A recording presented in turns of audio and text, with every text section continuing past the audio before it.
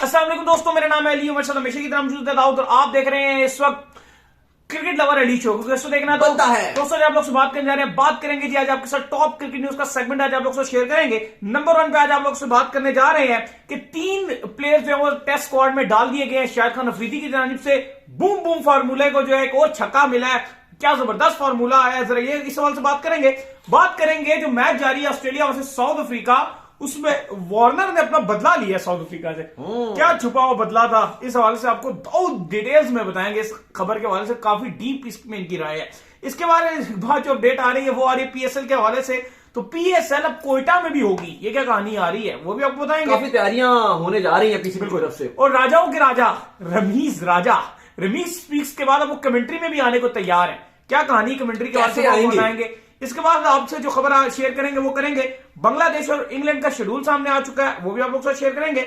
और बात करेंगे मोहम्मद हफीज के हवाले से, क्या अपडेट आ रही है। अब उनके नाम गर्दिश करना शुरू हो गए भाई, किस पोजीशन के लिए गर्दिश कर रहे हैं वो भी आपको बताएंगे। और वुमेन कोच के हवाले से एक स्पेशल खबर आ रही है, वो क्या खबर है वो भी आप लोग से शेयर करेंगे। तो अगर आप हमारे चैनल पर नहीं और पहली बार आए तो चैनल को लाजमी सब्सक्राइब करें और साथ में बेल आइकन बजाना ना भूलिएगा। बात का आगाज करते हैं नंबर 1 खबर के साथ। जो हमारे पास आ रही है तो जो नंबर 1 खबर आ रही है हमारे पास वो यही खबर निकलकर सामने आ रही है कि शाहिद खान अफरीदी ने आते साथ एक बड़ा जबरदस्त किस्म का काम किया है। और काम उन्होंने ये किया है जो कि रमीज राजा का प्रोजेक्ट था जेपीएल, उसमें से 3 खिलाड़ियों को सिलेक्ट करके टेस्ट स्क्वाड में डाल दिया है। वो प्लेइंग 11 में भी नहीं खेलेंगे, लेकिन वो इंटरनेशनल स्टार्स के साथ जो है ड्रेसिंग रूम शेयर करेंगे, जिससे उनको बहुत बड़ा फायदा होगा, जो एक बहुत पॉजिटिव कदम है। देखिए बिल्कुल बहुत ही अच्छा फायदा है और बड़ा अच्छा फैसला है शाहिद खान अफरीदी का। 3 खिलाड़ियों के पहले आपको जल्दी से नाम बता देता हूं। पहला खिलाड़ी है बासित अली, बहुत जबरदस्त खिलाड़ी है, जेपीएल में इसके बहुत चर्चे थे और one of the best performer था जेपीएल का बासित अली, जो रमीज का ही प्रोजेक्ट था। तो बासित अली को टेस्ट स्क्वाड में शामिल कर दिया गया। और यहां पे ये बात मैं ऐड करना चाहूंगा कि रमीज से कोई हमारी पर्सनल कोई किसी किस्म की रंजिश नहीं है। जो रमीज का ये प्रोजेक्ट था रमीज राजा साहब का, वो बिल्कुल जबरदस्त प्रोजेक्ट था। और हमने रमीज राजा जो राइट प्रोजेक्ट थे, ये जेपीएल हो गया, उसके बाद जो उन्होंने खिलाड़ियों की सैलरीज बढ़ाई थी, इनको तो हमने बहुत सपोर्ट किया। अच्छा, इसके अलावा अराफात मिन्हास, ये भी एक अच्छे खिलाड़ी हैं। अराफात मिन्हास जेपीएल के प्रोडक्ट हैं, इनको भी डाल दिया गया। जबकि मोहम्मद जिशान, ये भी अच्छी परफॉर्मेंस दिखाई थी इन्होंने पीएसएल में। इन तीनों खिलाड़ियों को अब शाहिद खान अफरीदी ने पाकिस्तान और न्यूजीलैंड का जो टेस्ट सीरीज चल रही है उसमें बीच में इनको एंट्री करवा दिया और ये स्क्वाड में रहेंगे। खिलाड़ियों के असिस्टेंट, मतलब आप कह लें कि नेट्स में हेल्प करेंगे या कभी भी कोई पानी शानी पहुंचाना होगा, कोई मैसेज पहुंचाना होगा, उसमें भी हेल्प आउट करेंगे। तो थ्रू आउट ये आप टीम के साथ रहेंगे ताकि इंटरनेशनल क्रिकेट का थोड़ा एक्सपोजर हासिल हो।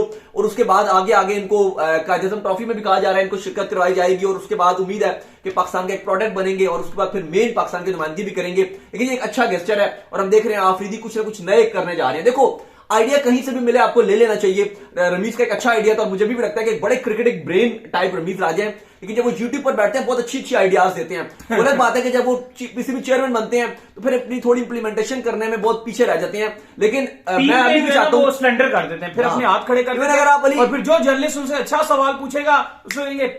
इवन मैं भी चाहता हूं कि जैसे अगर रजब सेठी चेयरमैन है तो रमीज को भी पीसीबी में होना चाहिए कोई ऐसा ओहदे में कि आप एडवाइजर, ऐसा एडवाइजर होना चाहिए कि वो एडवाइस करे। वो तो पॉसिबल नहीं है। मैं वैसे आपको बात करूं, सियासी पॉइंट ऑफ व्यू से जिस तरह जो वो सियासत तो बहुत ही गंदी है ना। जब अब बात मसला ये है ना, देखो अब होता क्या है, अब होता ये है, अब जैसे रमीज राजा रिमूव हो गए, नजम सेठी आ गए। अब रमीज राजा ने बड़े हीरोइक काम किए थे जी कि सैलरियां बढ़ा दी थी आके 1 लाख रुपए, 1.5 लाख रुपए।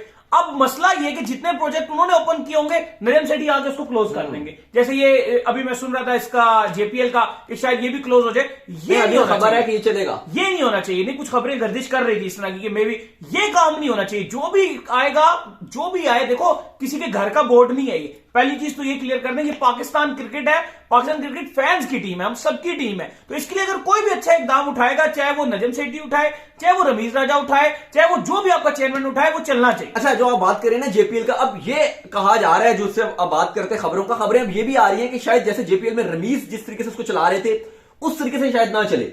यानी कि आपको पता है कि वो एक बहुत ही रमीज से, क्योंकि अपना प्रोजेक्ट था तो वो हर चीज को छोड़ छाड़ के पहले इसको प्रायोरिटी दे रहे थे। इवन पीएसएल से भी ज्यादा उनकी प्रायोरिटी ये थी। आपको टेस्ट मैच में पानी नहीं दे रहे थे। हाँ, मैं वही बोलने जा रहा था। यहाँ पर जो है पूरा एक बैग दे रहे थे जिसमें स्नैक्स थे, पानी की बोतल थी, टिकट भी फ्री था, बहुत कुछ दिया जा रहा था। शो को कवर करना, उनको पानी नहीं दे रहे थे। हाँ, वही मैं बात कर रहा हूँ कि वो वहां पर फैंस के लिए पानी नहीं है, कुछ खाने का इंतजाम नहीं है। लेकिन जो जेपीएल देखने जा रहा था उसको इतनी प्रायोरिटीज दी जा रही थी कि बस आप आ जाए, क्योंकि वो रमीज का अपना प्रोजेक्ट है और उसमें 100 करोड़ से ज्यादा लगाया गया और एक्स्ट्रा पैसे भी दिए गए वहां पर जहां पे जरूरत नहीं थी। नहीं, जेपीएल करवाना चाहिए, लेकिन थोड़ा सा नॉर्मल भी तरीके से भी आप करवा सकते हो, एक अच्छे तरीके से, एक बड़ी लीग है उसको आप करवा सकते हो, लेकिन कहीं ऐसी जगह भी पैसे लगाए गए जहां पे इतनी जरूरत नहीं थी। लेकिन जो नजम सेठी है वो ये चाह रहे हैं कि जो वुमेन्स की जो लीग है उसको भी उन्होंने बोला है कि वहां पर भी करवाएंगे, लेकिन वो बात वही है कि जो रमीज के प्रोजेक्ट्स अच्छे हैं, अगर ये उसको बंद कर देंगे तो भाई ये कोई फायदा नहीं है, ये फिर पॉलिटाइज नहीं है कि हाँ वो दूसरी पार्टी का तो फलाना पार्टी का, भाई ये नहीं होना चाहिए, वो पॉलिटिक्स है।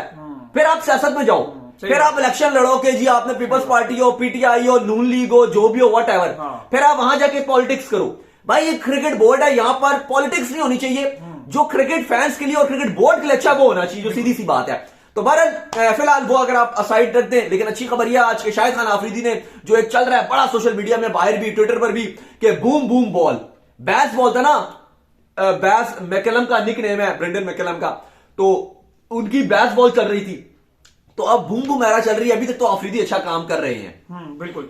इसके बाद जो हमारे पास अपडेट आ रही है जी, वो अपडेट हमारे पास ये आ रही है, ऑस्ट्रेलिया और साउथ अफ्रीका के दरमियान जो टेस्ट मैच खेला जा रहा था, क्या कमाल किस्म का वहां पर जो है वार्नर का बल्ला चला है। बॉक्सिंग डे टेस्ट मैच में वार्नर ने डबल 100 बनाए हैं, लेकिन डबल 100 बनाते ही उनके साथ हसन अली वाला काम हुआ है। जिस तरह हसन अली ने सेलिब्रेशन की थी, तो वार्नर ने भी जो है सही खुली सेलिब्रेशन की है, इधर उधर ये किया, तो जब ज्यादा किया तो फिर उनका पांव पकड़ा गया और इंजर्ड होकर बाहर चले गए। बिल्कुल, देखिए 189 रन बनाया था साउथ अफ्रीका ने और सही तरीके से होम एडवांटेज लिया ऑस्ट्रेलिया ने। बॉक्सिंग डे टेस्ट मैच में 189 पे लपेटा, कैमरन ग्रीन ने 5 खिलाड़ी आउट किया और पूरी डोमिनेशन दिखाई। ऑस्ट्रेलिया ने जब बैटिंग करने के लिए आया, तेज बैटिंग की, टोटल 91 ओवर, टोटल 90 ओवर समझ लो आप, उसमें इन्होंने 386 मारा है। कमाल बल्लेबाजी, सिर्फ 3 आउट हुए हैं। वार्नर ने डबल सेंचुरी मारी है 254 गेंद्स पे, स्मिथ ने 85 मारे, ट्रेविस हेड 48 गेंदों पे 48 बनाकर नॉट आउट थे, जिसमें 7 चौके और 1 छक्का भी शामिल था।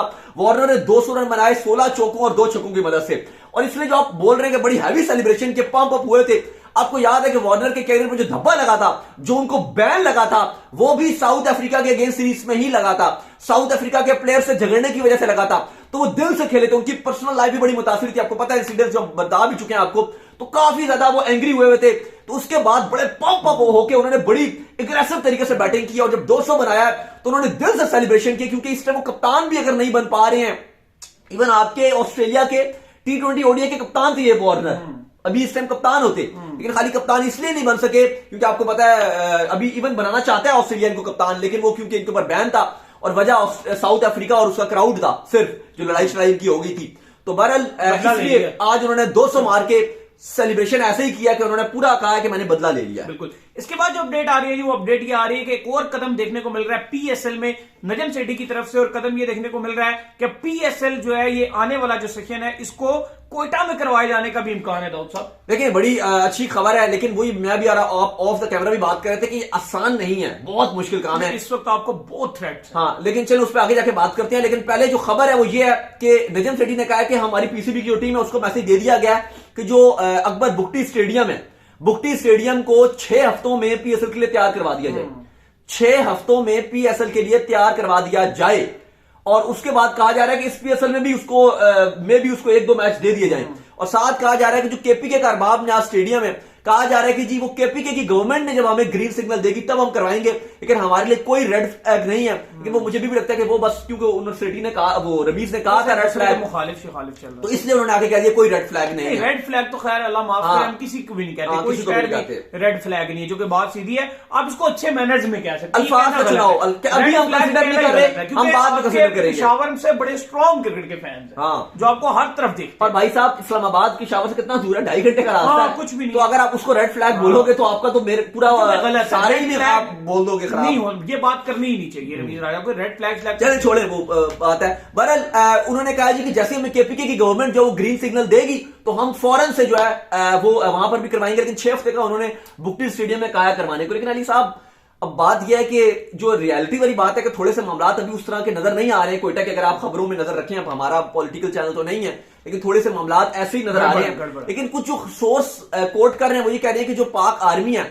वो भी ये चाहती है कि कोयटा में जो है वो मैचेस करवाए जाएं, जो पीसीबी को एक मिला है, आप कहने के ग्रीन सिग्नल उनकी तरफ से भी नजम सेठी को मिला, और वो ये चाहते हैं कि क्रिकेट कोयटा की जो आवाम है थोड़ा सा उनको क्रिकेट की तरफ लगाया जाए। हाँ, होना चाहिए, और कोयटा की आवाम डिजर्व करती है, हमने देखा है बहुत अच्छी आवाम और बहुत प्यार करने वाली आवाम है। हमें इवन बड़े मैसेजेस आते हैं कोयटा से, हर जगह से, पूरे पाकिस्तान से आते हैं खैर, लेकिन कोयटा, बलूचिस्तान, जगह जगह पे बड़ा प्यार देते हैं और बड़ा शौकीन है, शायकीन है क्रिकेट के बहुत।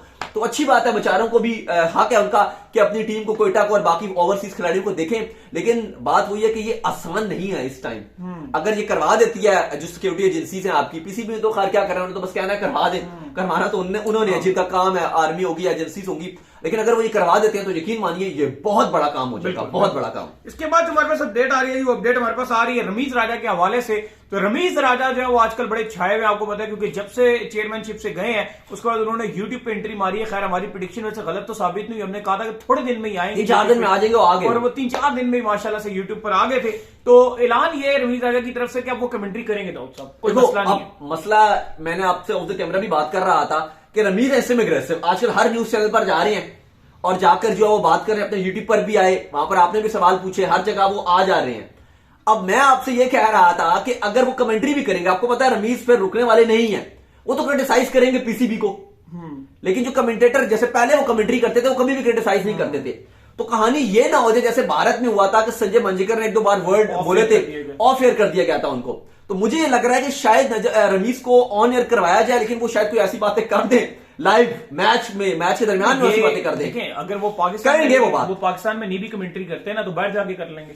नहीं, वो बाहर वो उनकी बात की वो बात करेंगे, बाहर की बात वो अलग है, लेकिन बात वो आईपीएल में जाएंगे, कवरेज उनको आईपीएल हाथों हाथ आईपीएल नहीं, बाहर जो टेस्ट भी होते हैं, ऑस्ट्रेलिया में तो कभी भी नहीं बुलाएंगे, इधर उधर कहीं भी जा सकते हैं। श्रीलंका के मैचेस हो गए, ऑस्ट्रेलिया और इंग्लैंड में रमीज को बुलाएंगे, श्रीलंका में बुला लेंगे।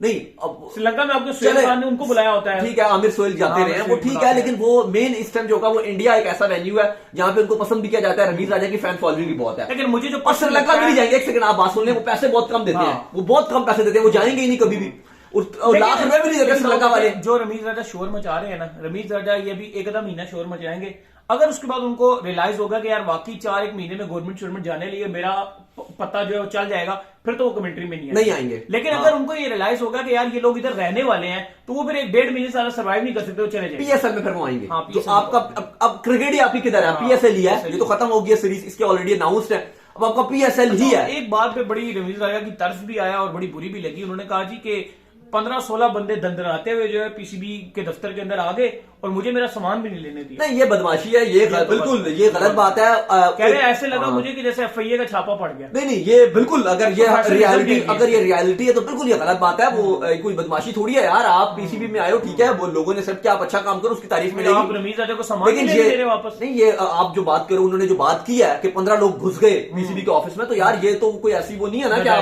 बदमाशी तो नहीं है यार। मुझे याद है वो एक बार ऐसा हुआ था, बल्कि छोड़े चले, वहां जब आपको पता है कि जब ये रमीज ये नजम सेठी और शरियार खान थे और ये इंडिया गए थे, शशांक मनोहर थे, तो शशांक मनोहर ने कहा था जी पाकिस्तान से क्रिकेट खेलेंगे बायलैटरल सीरीज, तो वहां पे कहा जा रहा था जी बीसीसीआई के ऑफिस में कुछ घुस गए थे, शिवसेना के लोग थे। तो ये तो कहानी वैसे ही है कि वहां पे घुस गए आके दंदनाते हुए, तो ऐसे नहीं होना चाहिए, ये प्रोफेशनल बोर्ड है, ऐसा तो आप कभी भी नहीं होना चाहिए कि आप घुस गए और आपको कहा जी के निकले। तमीज के साथ होना चाहिए, और जिस तरह से आप चेयरमैन है यार, वो आराम से हिसाब से वो 1-2 दिन के बाद, 1-2 दिन के बाद फिर वो निकले, तो ऐसा तो कुछ नहीं होना चाहिए। लेकिन बहरहाल अली साहब जो मेन खबर वो यही है कि रमीज राज जो है पीएसएल में कहा जा रहा है कि वो कमेंट्री में आ सकते हैं, लेकिन वही बता दिया कि अगर वो ऐसी कोई बात करेंगे पीसीबी के खिलाफ तो ऑफ एयर हो सकते हैं। लेकिन ये बात पक्की है कि अगर वो यहां पर नहीं आते तो वो आईपीएल जो आ रहा है नेक्स्ट 2023 का, इसमें बहुत कभी इम्कान आता है कि वो कमेंट्री करने के लिए जाए। ये मैं आपको बता रहा हूं, आज आप लिख लें, कमेंट्री करने आईपीएल 2023 में वो जाएंगे, अगर वो ना बने और कमेंट्री यहां ना की। लेकिन वो तो बैन नहीं लगा हुआ। नहीं, कोई ऐसा बैन, कमेंटेटर्स पे कोई बैन नहीं है, वो थोड़े से इश्यूज उस टाइम आपको पता है भी चल रहे थे, तो खुद उन्होंने कहा था अब मामला बेहतर है, वैसे मामला नहीं है तो अब वो जाएंगे। चलें, लेट्स सी। इसके बाद जो हमारे पास अपडेट आ रही है, वो अपडेट ये आ रही है कि बांग्लादेश और इंग्लैंड के दरमियान जो सीरीज खेली जानी है उसका शेड्यूल अनाउंस हो गया जी। बिल्कुल, शेड्यूल अनाउंस हो गया, और थोड़ी सी अच्छी खबर नहीं है आप लोगों के लिए, हमारे लिए, क्योंकि ये सीरीज पीएसएल के दरमियान खेली जाएगी। 3 ओडीआई हैं और 3 टी20 हैं, तो बांग्लादेश के तो खिलाड़ी उस तरीके से पीएसएल में नहीं है, उनको इसलिए लिया भी नहीं कि उनकी आयरलैंड के साथ भी सीरीज है, इंग्लैंड के साथ भी है। लेकिन इंग्लैंड के तो प्लेयर्स आपने भरमार है, इंग्लैंड के प्लेयर तो सबसे ज्यादा बिके हैं, तो भाई उनके लिए बहुत ही बुरी खबर आ रही है कि वो शायद आपको पीएसएल में नजर ना आए, स्पेशली लाहौर कलंदर और कोयटा ग्लैडिएटर्स, इनको बहुत बड़ा झटका लगेगा। अगर मैं आपको पढ़ के बता दूं तो 3 ओडीआई और 3 टी20 हैं, जो इंग्लैंड का टूर ऑफ बांग्लादेश है, ढाका में खेले जाएंगे। बाकी भी वेन्यूज आपको बताते हैं। पहला ओडीआई ढाका में खेला जाएगा, 1 मार्च से सीरीज शुरू हो रही है। 3 मार्च को दूसरा ओडीआई ढाका में खेला जाएगा, जबकि 6 मार्च को तीसरा ओडीआई चट्टाग्राम में खेला जाएगा। जबकि फिर T20 सीरीज का आगाज 9 मार्च से होगा। 9 मार्च को पहला T20, 12 मार्च को दूसरा T20, जबकि 14 मार्च को तीसरा T20। तो ये 3 ओडीआई और 3 T20 इंग्लैंड और बांग्लादेश के खेले जाएंगे 1 मार्च से 14 मार्च तक। तो हमारे लिए थोड़ी सी ये बुरी खबर है। इसके बाद जो हमारे पास अपडेट आ रही है जी, वो अपडेट हमारे पास आ रही है मोहम्मद हफीज के हवाले से। तो एक बड़ा नाम जो है वो गर्दिश करना शुरू हो गया है सिलेक्टर के लिए, परमानेंट पोजीशन के लिए, क्योंकि आपको पता है शाहिद खान अफरीदी तो अबूरी चीफ सिलेक्टर जो है वो आए हुए हैं, तो मोहम्मद हफीज का बहुत नाम चल गया यार। देखिए अभी अगर आपको याद हो जब ये कहानी आ रही थी, जब बोल वसीम की बात कर रहे थे कि जब शुरू में बात आई थी कि यार ये हटेंगे, तभी हमने आपको बताया था कि मोहम्मद हफीज, आप पुराने जाकर शोज देख लें उठा के, आपको पता चल जाएगा। हमने 2-3 बार बात किया है कि हफीज एक ऐसे नाम है जो करंटली, अगर आप पाकिस्तान क्रिकेटर्स की बात करें तो हफीज एक ऐसा नाम है जो सिलेक्टर का स्ट्रॉन्ग उम्मीदवार होगा। ये हमने आपको बताया था। लेकिन फिर अगले दिन 2 दिन के बाद जो फिर शोएब अख्तर और अफरीदी का नाम आना शुरू हो गया। फिर हमने आपको अफरीदी और अख्तर पे फिर हम चले गए, फिर ऑब्वियसली ये आ भी गए थे आपके शायद अफरीदी फिर बाद में। तो मेन ये अली कि मोहम्मद हफीज को कहा इसलिए भी जा रहा है कि वो आपकी क्रिकेट भी खेलकर करंटली आए हैं। आकिब जावेद ने भी कल ये जो शोशा छोड़ा है, कल आकिब जावेद ने भी ये बात किया। उन्होंने कहा कि मोहम्मद हफीज को आप सिलेक्टर बनाना चाहिए अगर आप परमानेंट बना रहे हैं। अब पहली बात तो यह है कि अभी कंफर्मेशन कोई भी नहीं है। जाहिर बोर्ड में आपको पता है 40 दिन लगेंगे, वो जो इन्होंने मेन इलेक्शन वगैरह करवाने हैं, तो उसके बाद तब्दीलियां बहुत ज्यादा होनी है बोर्ड में। फिर फैसला किया जाएगा कि क्या आया कि शाहिद खान आफरीदी लॉन्ग टर्म के लिए सेलेक्टर बनेंगे या फिर वो शायद पीसीबी में किसी और जगह पर वो ओहदे में चले जाए। ये भी हो सकता है। मे भी ये भी हो सकता है कि शायद आफरीदी को सीईओ बना दिया जाए, जैसे फैसल थे आपके, तो ऐसा भी कोई ओहदा दिया जा सकता है आफरीदी को कि नजम सिटी मेन चेयरमैन और आफरीदी, सॉरी सीईओ माफ कीजिए गलत मैंने बोल दिया, एमडी जैसे वो एमडी जो होता है, हाँ एमडी जैसे वसीम थे उस तरह का जो ओहदा था जो होता है वो वाला ओहदा। लेकिन लेट्स सी कि क्या होता है, 4 हफ्ते के बाद आपको अपडेट होगी। लेकिन मेरे ख्याल से कि आफरीदी अच्छा काम कर रहे हैं बीइंग अ सिलेक्टर। अगर आप उनकी टीम की सिलेक्शन भी देखें, सरफराज को डायरेक्ट उन्होंने 11 में डलवाया। थोड़ा बहुत ये भी इतराज रहा है कि उन्होंने रजाक का कैरियर भी बड़े बुरे तरीके से खत्म किया था। लेकिन चलो पुरानी बात, हफीज भी मेरे ख्याल से इतना बुरा ऑप्शन नहीं है, बोल वसीम से तो बेहतर ही है। बोल वसीम से रमीज की बात है, वो रमीज ने कल एक और बात भी की थी। उन्होंने कहा जी जिस तरीके से चलो मुझे तो छोड़ो, उन्होंने कहा अपने आप को वो कह रहे थे कि मुझे तो छोड़ो, लेकिन बोल वसीम जो चीफ सिलेक्टर उन्होंने कहा जैसे उनको हटाया ये मुझे पसंद नहीं आया। वो तो डिजर्व करते थे। तो मैं तो हैरान रह गया कि उनको क्यों पसंद नहीं आया। मैं तो इवन आप और हम सब ये एक्सपेक्ट कर रहे थे कि बोल वसीम साहब को खुद हटाना चाहिए था रमीज को जब ये आए थे।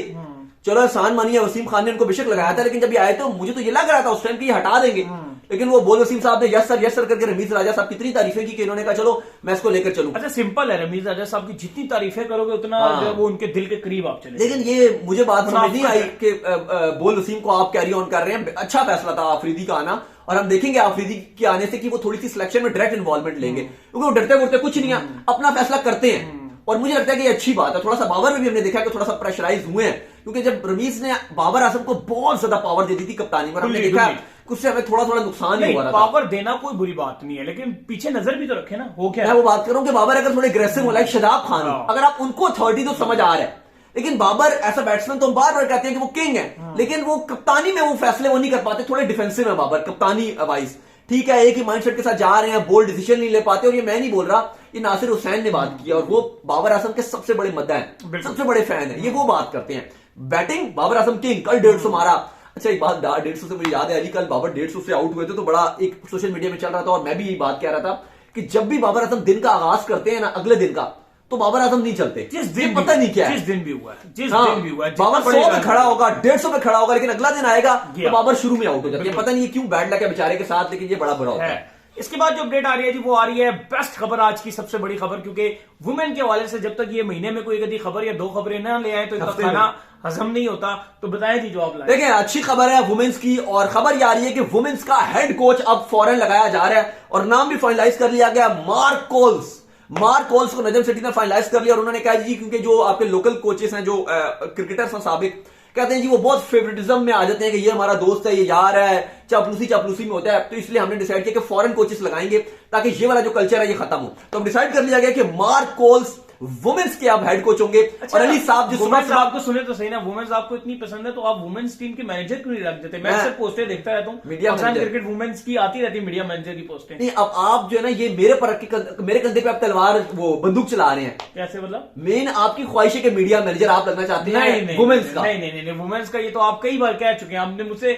हर जगह पे तस्वीर भी लगवाई है। चलो नेशनल टीम की ड्यूटी थोड़ी टफ हो जाती है और वो बड़ा मुश्किल काम भी हो जाता है मीडिया मैनेजर को, आपको फुल टाइम आपको रखना पड़ेगा। लेकिन एक मजे की बात यह है कि जो वुमेन्स की की पीएसएल आ रही है, वो 1 महीने इसमें की आप होती है। होना चाहते हैं? इसमें सुने तो सही, इसमें आपका काम जरूर हो जाएगा।